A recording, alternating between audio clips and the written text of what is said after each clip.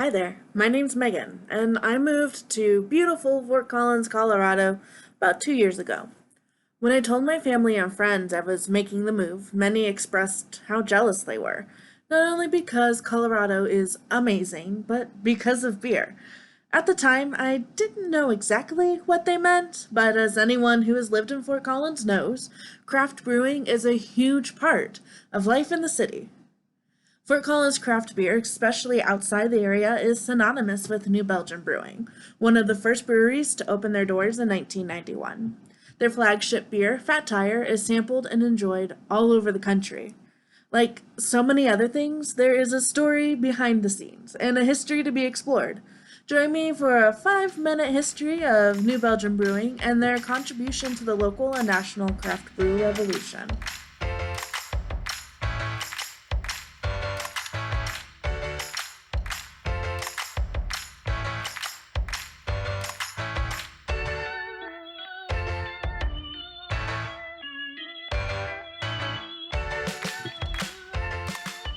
For Jeff Lebesch, the co founder of New Belgium Brewing, a vacation inspired greatness.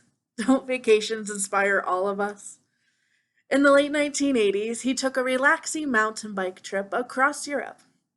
Two notable stops on this trip happened in England and in Belgium, where Lebesch was introduced to two different styles of beer: English ale and Belgium brews. Already an avid home brewer, Lebesch enjoyed these beers and he took meticulous notes. He wanted to remember all of the details. We're talking taste, texture, mouthfeel, aftertaste, carbonation, hints of that and aromas of this. He did his homework while he was in Europe. When he returned stateside, Lebesch had a whole new goal: to open a brewery of his own. At the time, there were only two other breweries in Fort Collins: Coopersmith's and Odell. Dry until 1969, which is nearly 40 years after federal prohibition ended, Fort Collins seemed like the last place the craft brew revolution would kick off. But it did. Access to ample fresh water, a young college crowd thanks to Colorado State University and the city, and a local effort to revitalize the downtown area made Fort Collins an intriguing place to open a brewery. Three breweries opened in quick succession. We mentioned Coopersmith's and Odell, and New Belgium followed suit in 1991. New Belgium was different, though, because it started in a basement.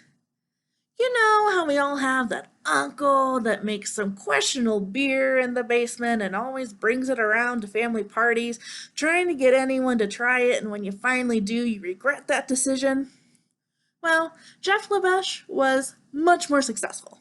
He and his partner at the time, Kim Jordan, operated a small scale beer delivery service out of their basement. Their first beer, Abbey, was a Belgium ale inspired by the beer that he sampled in the country. Their second beer, Fat Tire, was named after the bike that Labesh pedaled across Europe. A light English amber ale, Fat Tire became a beer directly associated with the craft brewing scene in Fort Collins. New Belgium opened its first commercial operation shortly after. They had outgrown the basement and were ready for the big leagues. Fat Tire, however, is not the only way New Belgium contributed to the history of craft brewing. Let me ask, do you have a favorite sour beer? Well, if you do, you have New Belgium and their former brewmaster, Peter Bockhart, to thank for turning America sour. New Belgium and Peter introduced the first sour beer to the US, called La Folie, in 1997. It was an instant hit. New Belgium entered La Folie into competition at the 2000 Great American Beer Festival, and it won bronze, just not in the sour beer category.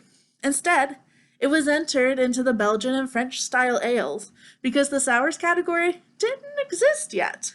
Now, nearly every craft brewery in Fort Collins has a sour on tap to meet the demand for the tart taste.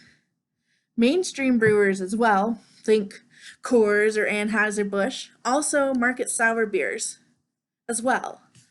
La Folie and New Belgium Brewing had an immediate impact on the direction and taste of brewing in the United States, thanks to sours.